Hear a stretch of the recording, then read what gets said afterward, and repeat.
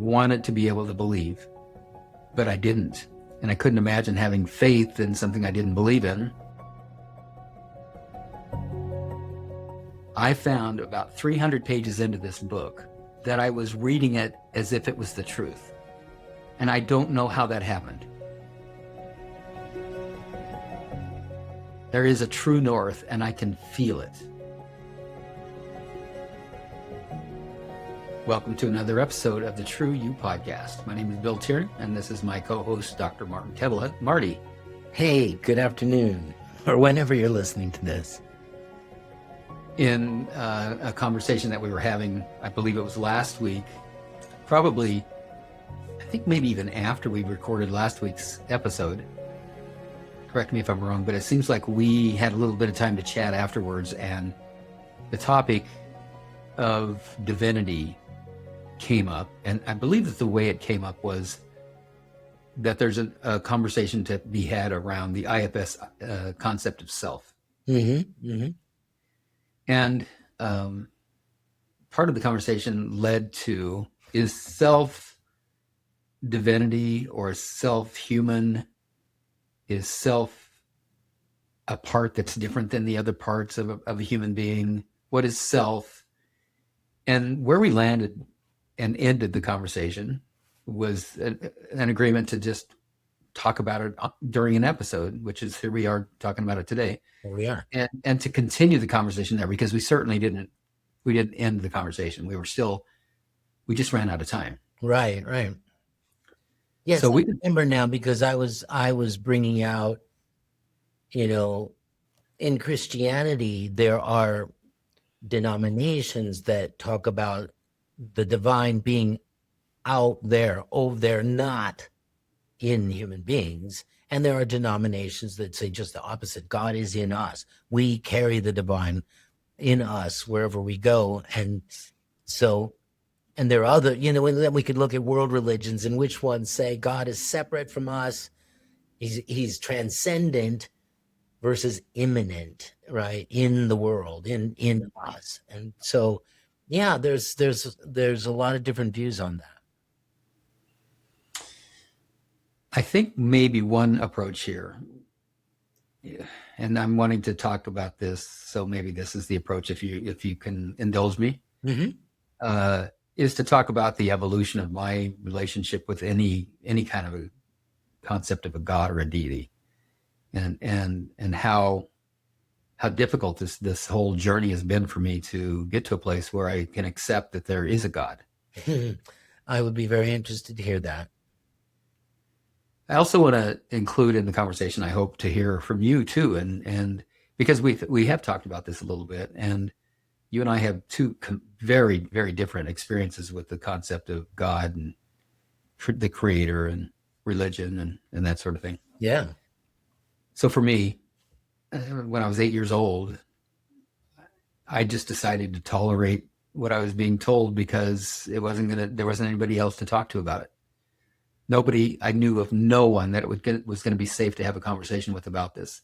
I didn't, as a third grade altar boy, I didn't have anything in me that believed anything that I was being told about God.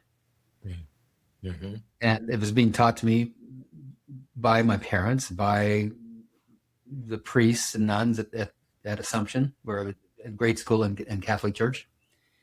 And it just didn't make any sense to me. And I wanted it to make sense. I wanted to be able to believe, but I didn't. And I couldn't imagine having faith in something I didn't believe in. So rather than risk having a critical conversation about this and having someone help me to grasp the idea I had a fear of being stupid. I must be stupid that I don't get this and everybody else does. A fear of being bad. I must be a bad person that I don't believe in God and everybody else does.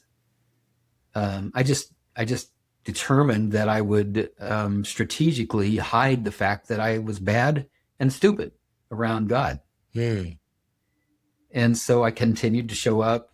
Of course, I didn't have a choice about going to Catholic school. So I showed up, and I was already an altar boy, so I continued to be an altar boy. And I was playing in guitar masses when I was 15 years old. And Really? I was 15, we moved to Great Falls, Montana, and I didn't have to have anything to do with church anymore.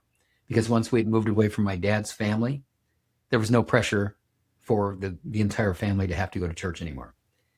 And for whatever reason, mom and dad decided they couldn't afford the expense of sending us to Catholic schools. So I got to go to public schools. And despite my fear that the public schools were going to be horrible, that there was a bad education and that it was a dangerous place to be, I found that I kind of thrived in public schools. And I thrived in the conditions where I didn't feel obligated to pretend like I believed in something I didn't believe in. Right, right. So I felt like I was kind of off the hook for the rest of my life. I don't have to do God, and I don't have to do church, and I don't have to do religion anymore. And but then that started hitting some resistance when I got married and we had kids, and my wife wanted to baptize those kids. Oh, that had to happen in church, or we'd get invited to a funeral or a wedding.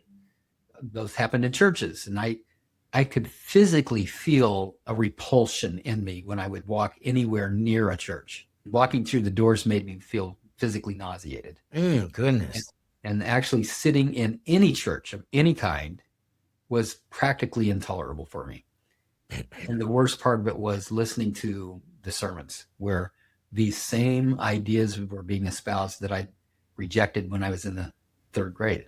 Mm-hmm. Still not only not understanding, but now absolutely convinced that there wasn't really anything to understand, that it was all total BS, Mm-hmm. that it was something that was being made up, and that the idea behind it was all out of control, a way to control the people. I did not want to be controlled. I see. Yeah. So that I'm married a Christian woman whose mother was very, very Christian, is very, very Christian, and just couldn't understand how I couldn't go along with everybody else. Thought I was just being rebellious, and I guess I was. And then I got into Alcoholics Anonymous at the age of 27 years old, and there it is again. You got to have God. You got to have a higher power. And man, I really tried this time. I really, really tried, because I believed what I was being told, which was that if I didn't find God, the way it was put is that I was alcoholic, and alcoholism is a disease. And the problem for the alcoholic is that there's a lack of power, and that I needed to have a power that could solve my problem, and that power was God. Mm-hmm. So I needed to believe in God, and I could not. They even softened it up for me and said, well, just higher power. And you get to choose your own higher power. Mm-hmm. Even that just rubbed me like I was being grated on a cheese grater. This reminds me of another reason this came up, because we were talking about the higher power within us, that we recognize there are lower powers within me and higher powers within me, Yes. Well, that's a great segue, because very early in my sobriety, I was introduced to Emmett Fox, who wrote several wonderful books, and I began to read them, and some of the stuff started making sense to me for the very first time. Uh-huh. And that was one of the concepts, not maybe using that exact same language, but I had an experience. I was working in the grocery store, and I was on break with two guys that were using a lot of profanity and a lot of anger and a lot of violent kind of light language.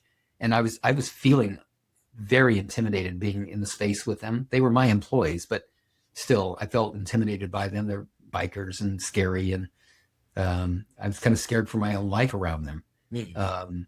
And I'd been reading this Emmett Fox book, and one of the things that it was suggested was that when I see another human being, that I recognize that there's the Christ in every human being. Mm-hmm. And so I thought, well, at this point, I'm just willing to pray, even though I don't believe there's a God that's listening to the prayer. I'm willing to try any kind of formula that might get me plugged into a God that actually could solve my problem with alcoholism.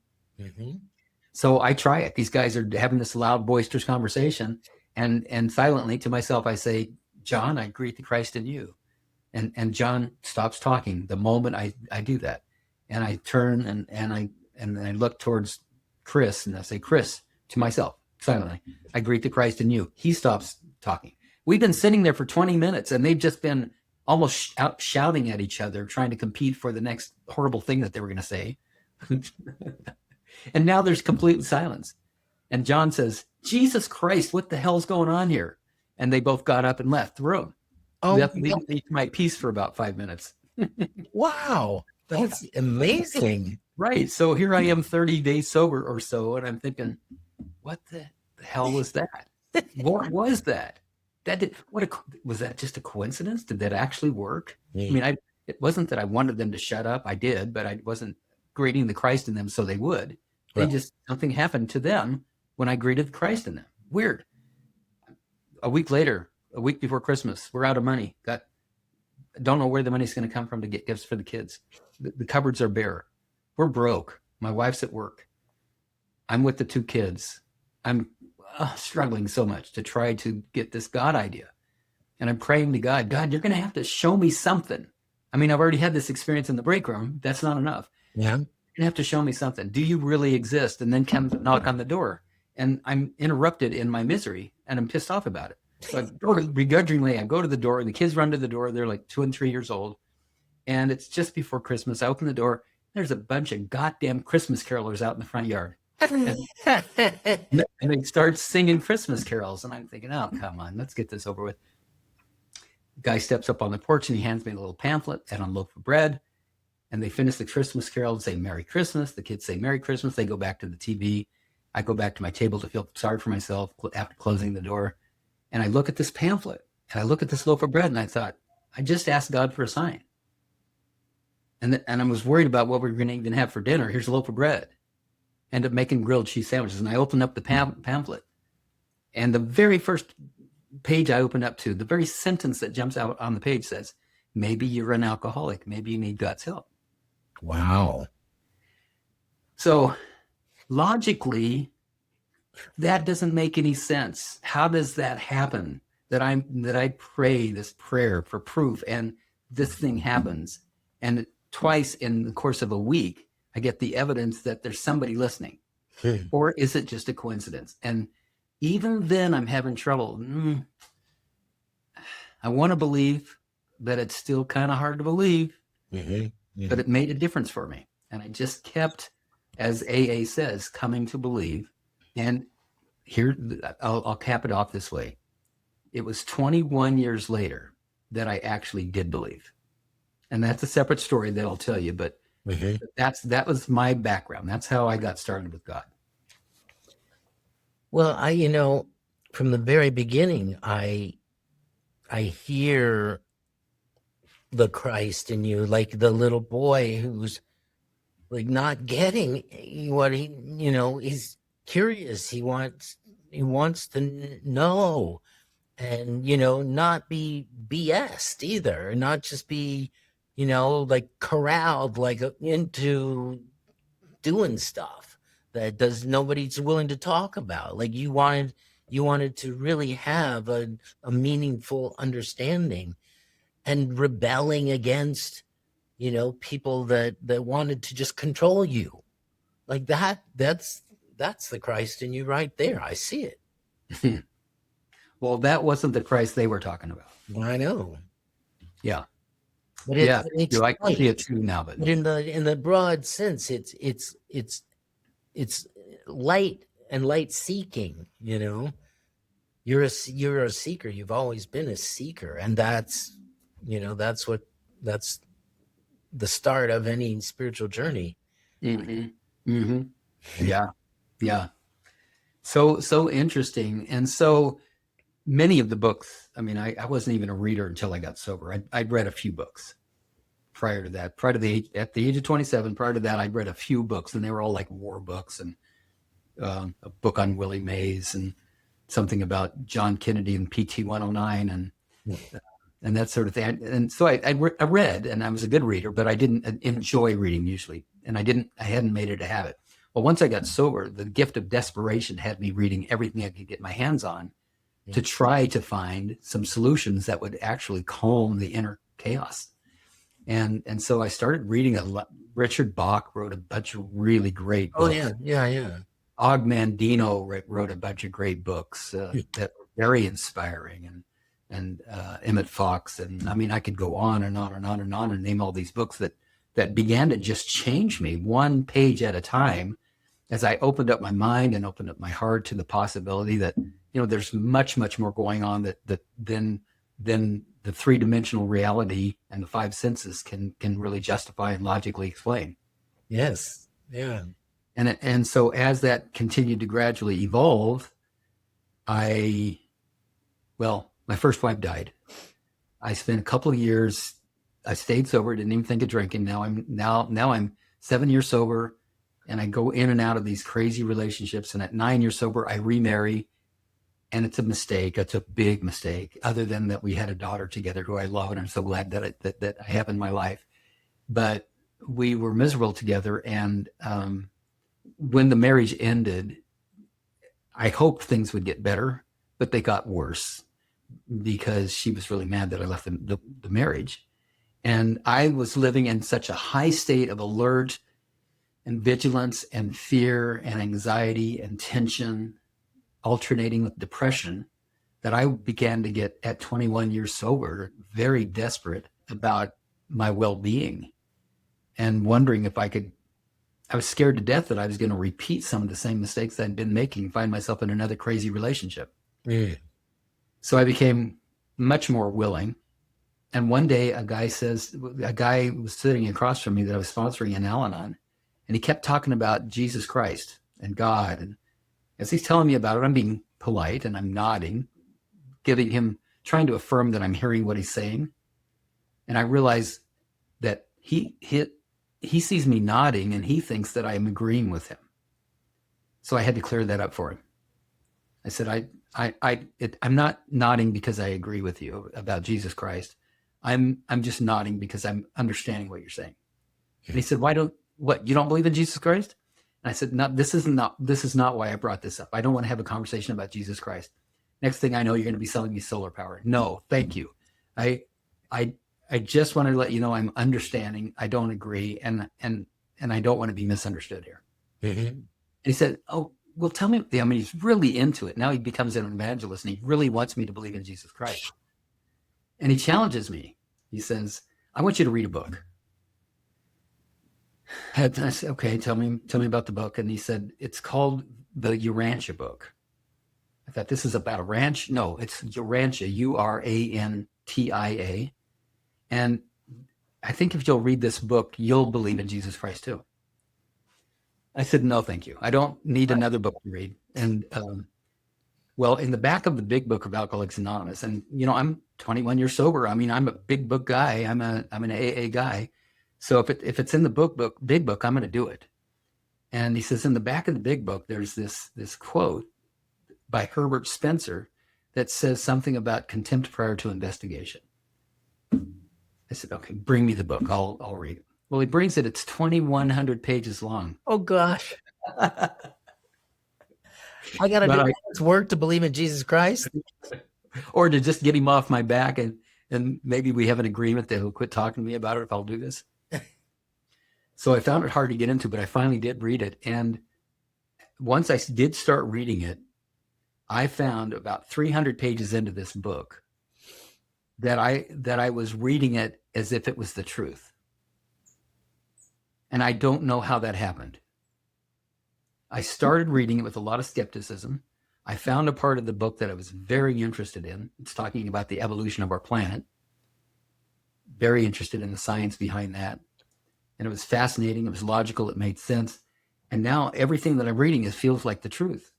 Mm-hmm. But I read more and more and more. And then it gets into 600 or 700 pages about Jesus Christ. And by the time Jesus is crucified in the book, I'm weeping. And I realize something really profound and fundamental has changed inside of me. Whoa. And one of the concepts of the book is that there is a fragment of God inside each and every one of us. Uh-huh.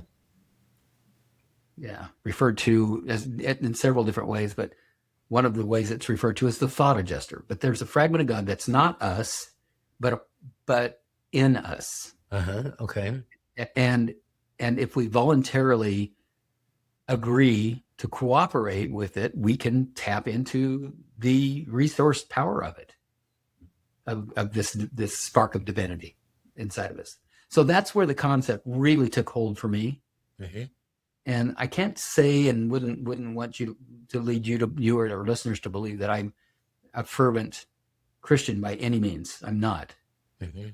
But what I do consider myself to be is a follower of Jesus. And I don't think that means that I have to do anything other than just be the best person I could possibly be and follow the inner guide, knowing that I got a spark of divinity in me and that I can tap into it anytime I want to. And I do. Amen. Amen. I mean, Jesus said as much in the Sermon on the Mount. Mm-hmm. Just be your natural self. You know, that but I'm interested. I wanted to kind of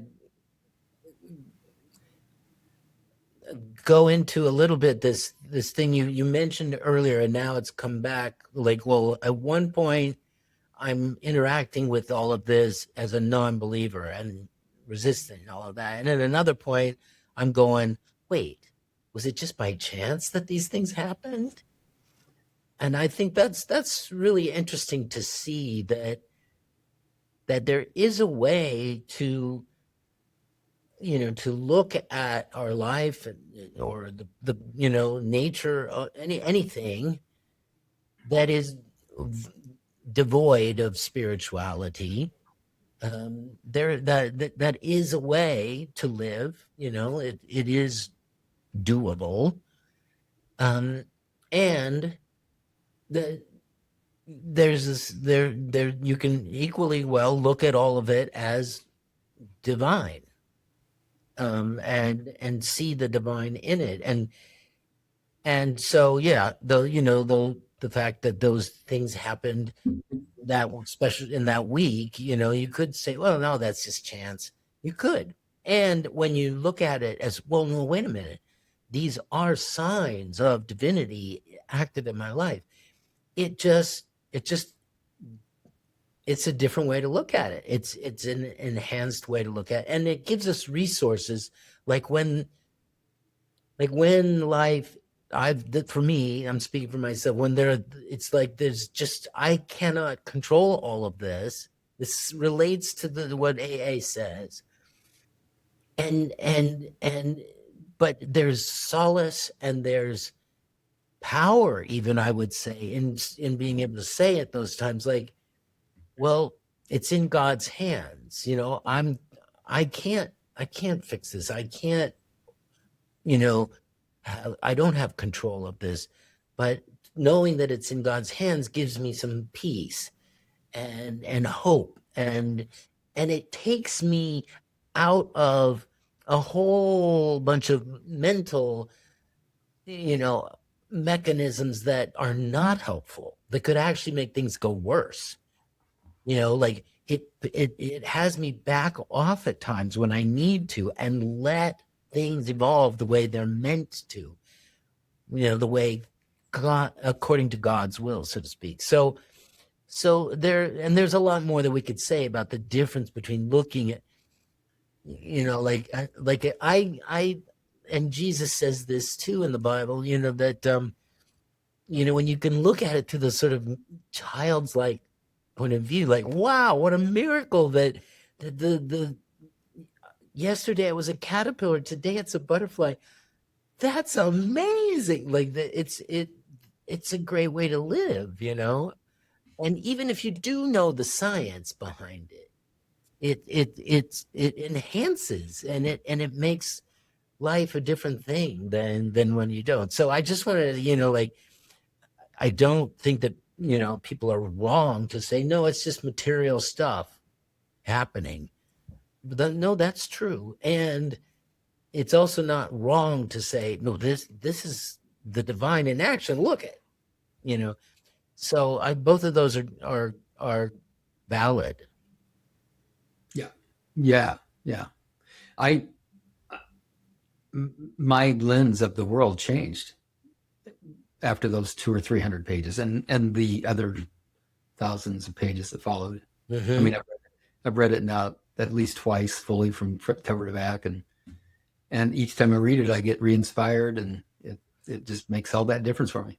I mean, one of the biggest differences for me is to think of what's going on, like this evolution that we're talking about in a person or in nature, in history, in society, as the evolution of love, right? Love coming into the world, love changing things. And that I find gives me more to think about, more opportunities, more ways to, to contribute than if it's just deterministic, it's just physical chemical processes working themselves out. Well, then I'm kind of, what can I do then? I don't have much access. I don't have any power in there. And when I see, like, well, no, that you could have a conversation, you could express your love, you could like take care and take care of that's gonna have an impact and change the course of things. Like, wow, thank you. That gives me a lot more, of incentive to be here, even. Yeah. Yeah. Well, and for you, your story, as I mentioned at the top of this conversation, is dramatically different than mine. Yeah. I get the impression that you didn't have any trouble at all accepting the idea of God. That's right. There was a time when I questioned it. So I grew up in a church family, and my parents were both well educated. They weren't like fundamentalists at all. They knew that there has to be a way to to integrate religion or spirituality and science. My mom taught science in high school, and so they were both they just have to work together. That was their point of view. And so I grew up with that point of view. And then in college, I started to question, like, do we really need the religious side of it? What is that doing for us? Is it really true? And I went through a period of thinking, be agnostic. I'm just going to stay on the periphery of, spirituality for a while and see if I really need it. But then once I got out of school, I was introduced by some friends to an Indian guru, a person who I would say is enlightened, like spends all her day in the presence of God, and has powers that you don't, like, that Jesus probably had, to transform a situation with her love, just with her love. And in her presence, I experienced a bodily change, as well as an intellectual and a soul change. But like it ran through my body, the experience of meeting her. Wow. Her when our eyes met, it was like being hit by lightning. I mean, that's what it felt like. It really just startled my whole nervous system. Wow. Yeah. And at the same time as I was like in a kind of pain, I was also ecstatic, like recognizing all of this out here is made of love, and there's nothing ultimately wrong in the universe. Like it was just like popping all inside of me, like firecrackers going off. And how old were you? I was 36. Wow. 36 years old. And so I got, this must have been, what my thought going home that day was, this must have been what it was like for the apostles when they first met Jesus. And, they were transformed and decided to follow him. Yeah. This must be the kind of power that he had, or that the Buddha had, and so there are people walking this planet today who have that same saintly power, to transform. And so, yes. And from that point on, I was definitely a believer again, from, And because I was experiencing the divine, like right, it's like in the Bhagavad Gita. I don't know if you know the famous scene where Arjuna is going to bat. He's like on his chariot, ready to go into battle, and he's like, I don't want to do this. Like, what's the point? To just kill each other, you know? I don't want to do it. And Krishna, Lord Krishna, is in the chariot with him and reveals his divinity to Arjuna and says, you have to do what your dharma says. You are a warrior. This is what you're meant to do.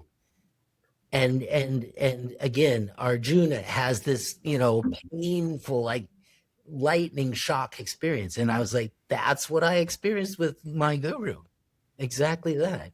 You know, and realized I, you know, to myself, I could go into my realizations that I got. But so, yeah, I have a good, you know, not narrow-minded, but open-minded upbringing. And then this, you know, direct experience of the divine. It has a name. It's called Divya Diksha, which means God descending into us. That's what they call it in Sanskrit when you meet a guru and you're transformed by her presence. I got that experience of Divya Diksha. It's the divine directly communicated to me.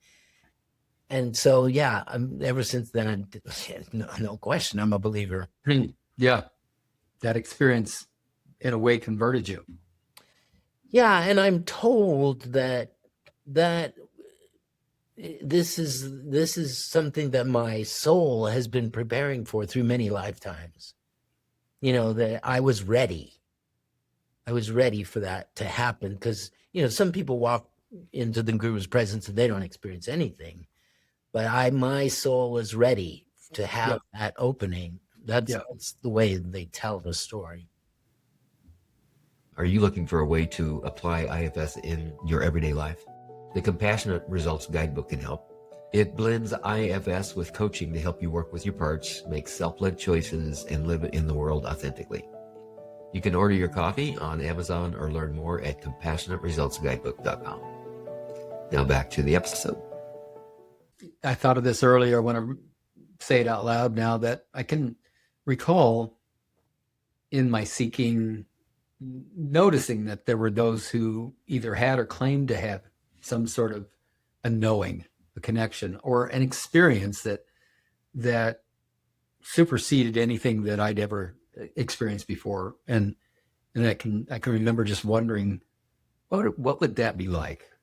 What would it be like to actually, for example, be enlightened and to not ever suffer again? Mm-hmm. And, you know, I'm asking myself those kinds of questions at a time that life is 99% suffering for me. Uh-huh. It's just the norm. And then I would encounter someone who apparently wasn't suffering. And it was baffling to me. Even saying that out loud now points to just states of just the huge, the broad gradient of consciousness. Yeah. And what is experienced and what can be experienced. To go from so much suffering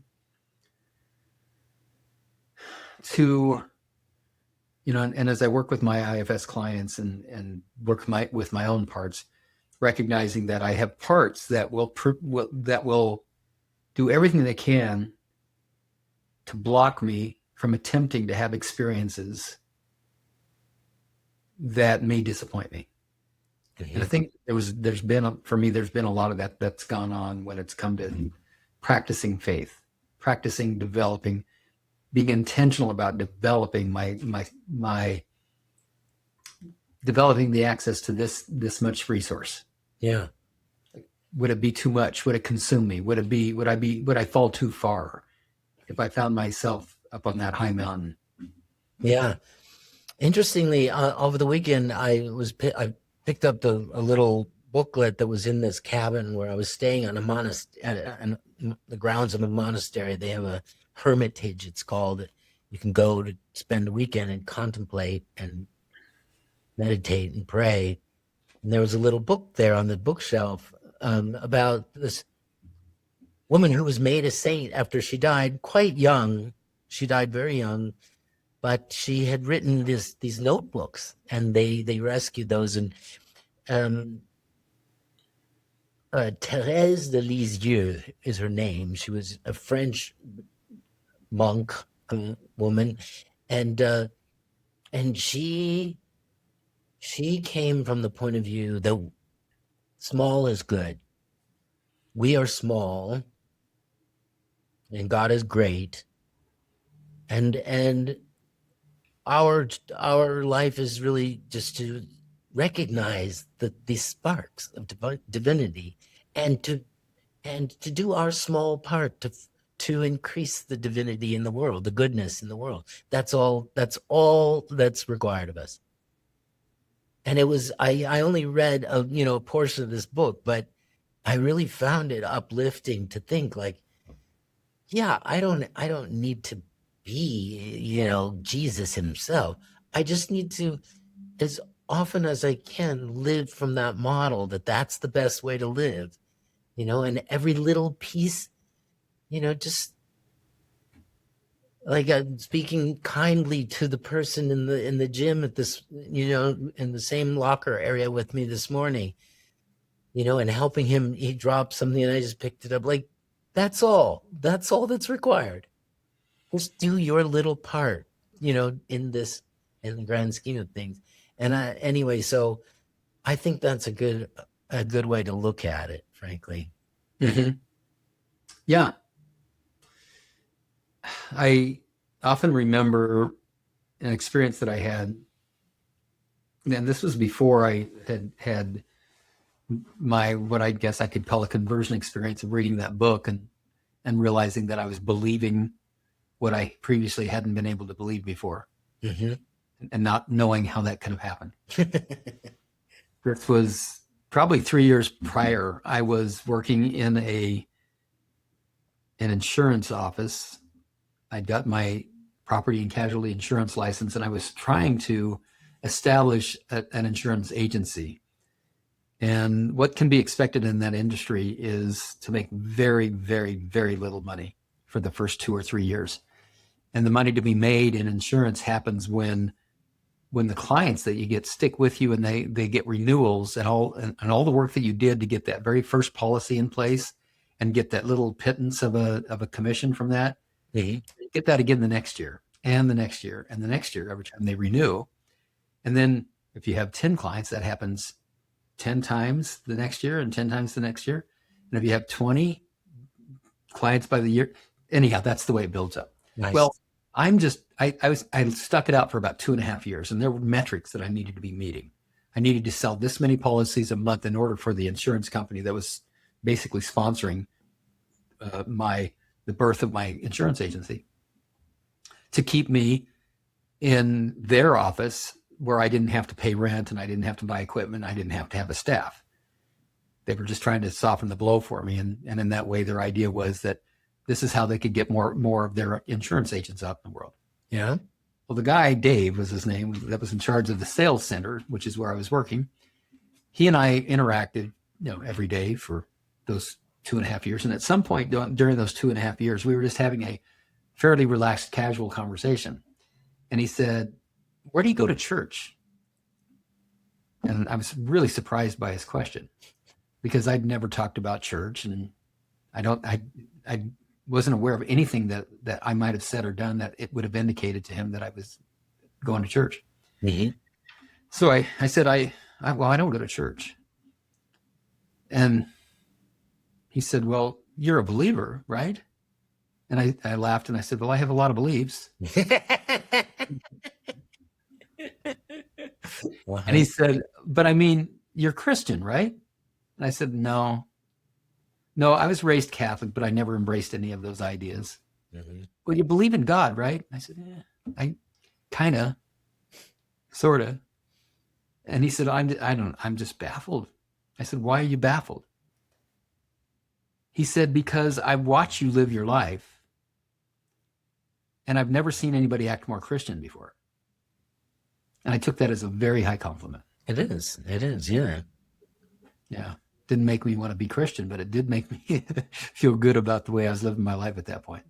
Yeah, which takes me back to, and maybe we can start to close on this, the mention that I made earlier about the higher power within us.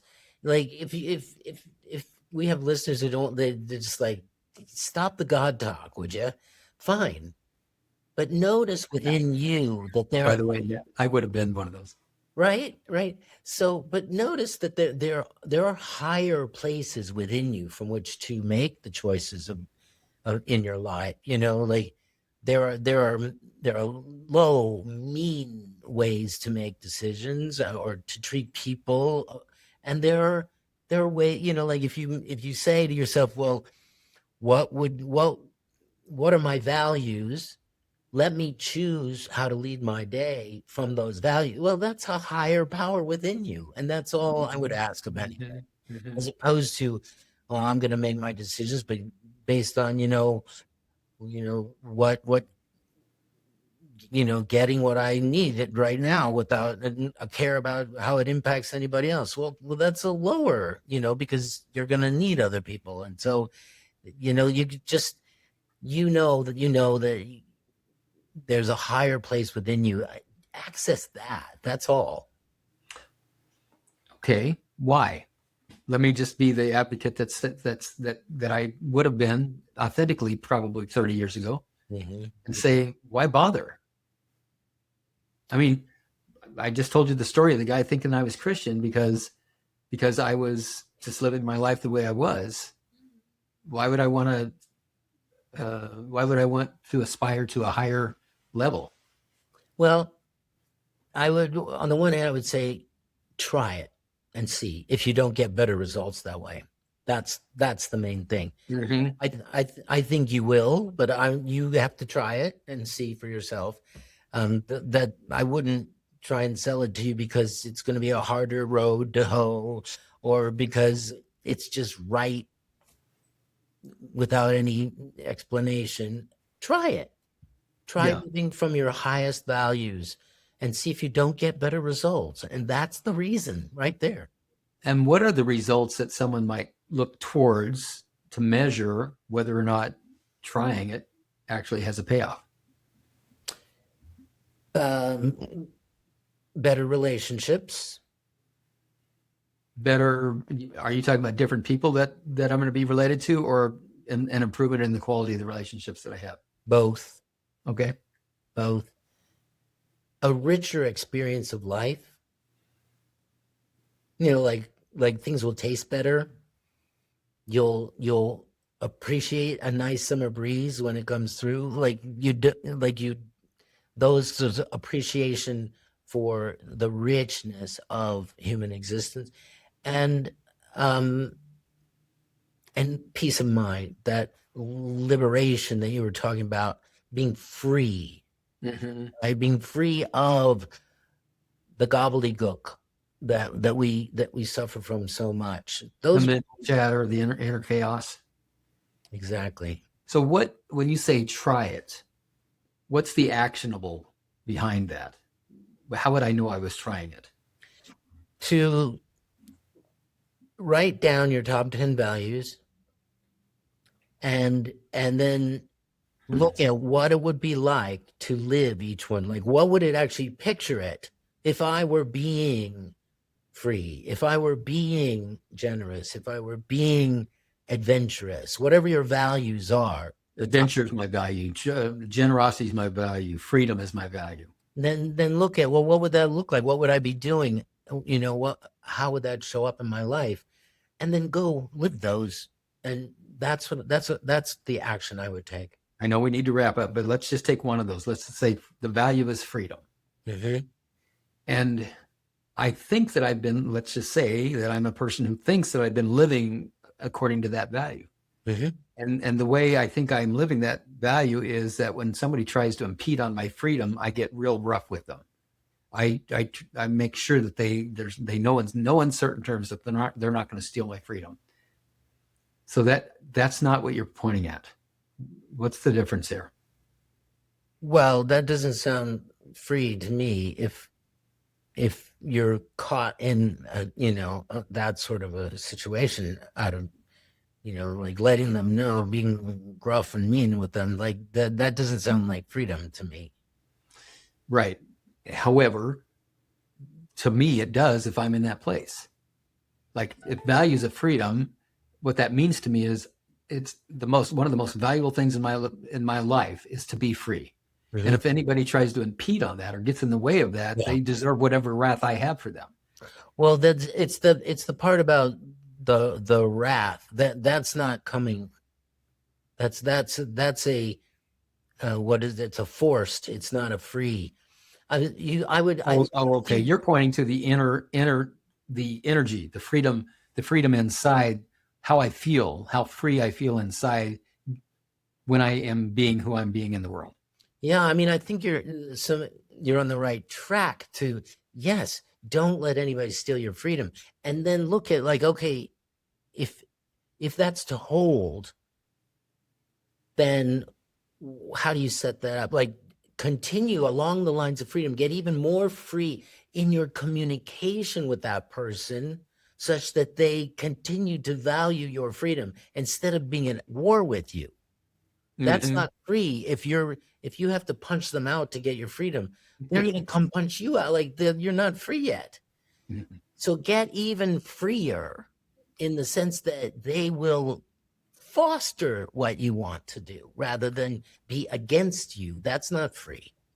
So I want to point at one more thing, and that is that from a very early age, we all have awareness of what we call right and wrong.